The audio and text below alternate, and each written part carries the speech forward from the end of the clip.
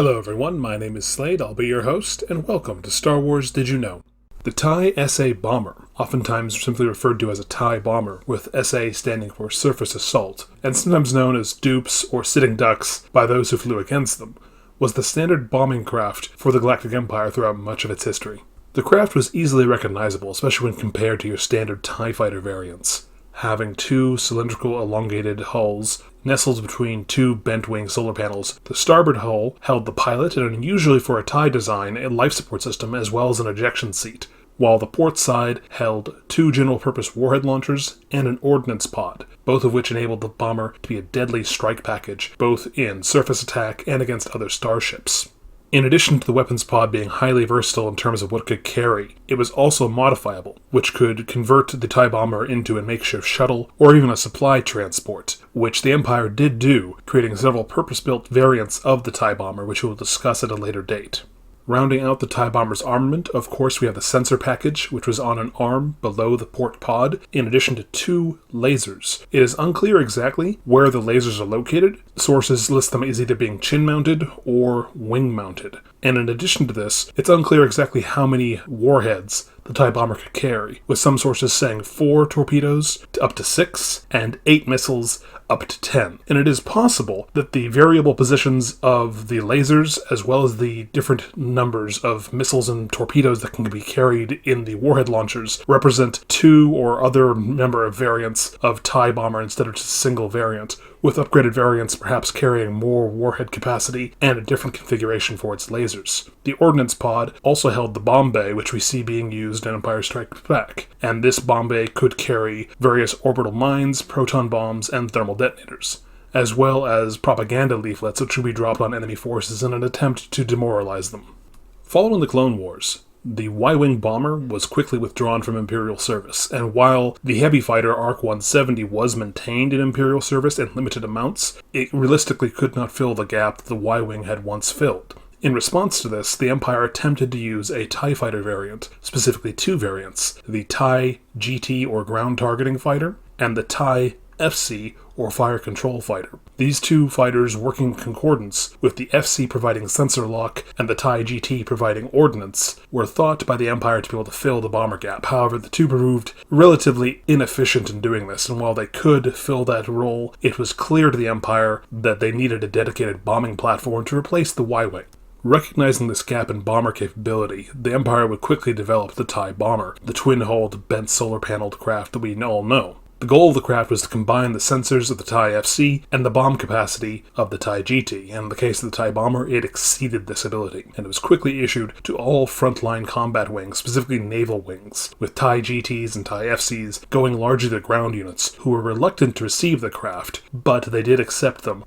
However, it appears that by the time of the Battle of Yavin, all Imperial combat wings had withdrawn their TIE GTs from combat and replaced them with TIE SA bombers, with TIE FCs only being used in ground combat wings, where they would be used not as targeting craft per se, but more as scouts, used to locate and pinpoint targets for the TIE bombers to come in and destroy.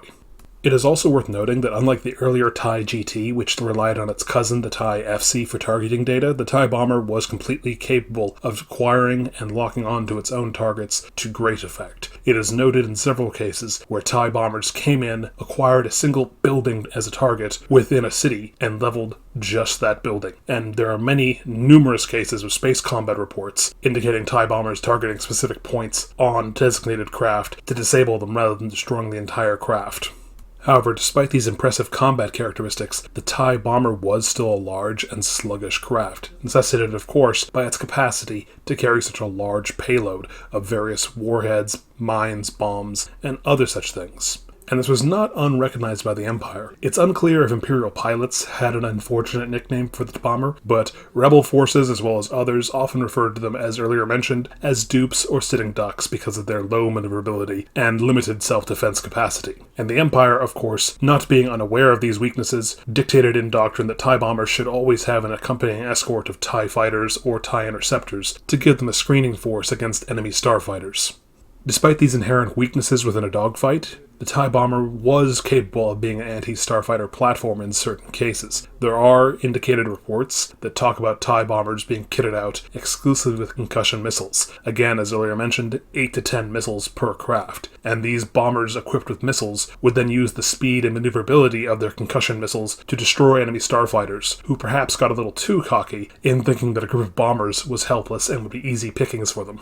Despite the fact that the TIE Bomber did have its limitations, it lacked a shield, it did not have a hyperdrive, and it was also, as mentioned, relatively slow and unmaneuverable, it did prove itself to be a very capable bombing platform, and one of the most efficient bombers in galactic history, with only perhaps the Y-Wing rivaling and perhaps even exceeding its capabilities. It would serve continuously from its adoption following the Clone Wars, where it was initially issued only to elite and frontline units, to its eventual adoption across the entire Imperial Navy, well beyond the existence of the Galactic Empire itself. It would continue to see service well into the Imperial Remnants history, and up until the Yuuzhan Vong War, where it was finally superseded by more modern designs. And while the Empire did attempt to replace it during the Galactic Civil War, with various craft such as the Assault Gunboat, the TIE Avenger, TIE Defender, Missile Boat, they never found a true replacement for the craft until the Thrawn campaign, when the first Scimitar assault bombers began seeing service. And even then, it would take several more years, in fact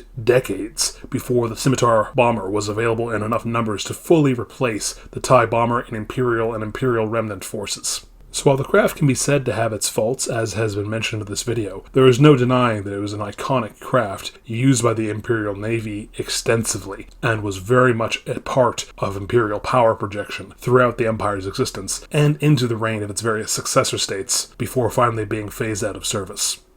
Now, with the TIE Bomber covered, I hope you will join me next time, where we take a look at some of the variants that were developed based on the hull form and type of the TIE Bomber by the Empire, and some others, which may surprise you. Until then, I've been your host, Slade, and this has been Star Wars Did You Know? Thank you for joining me.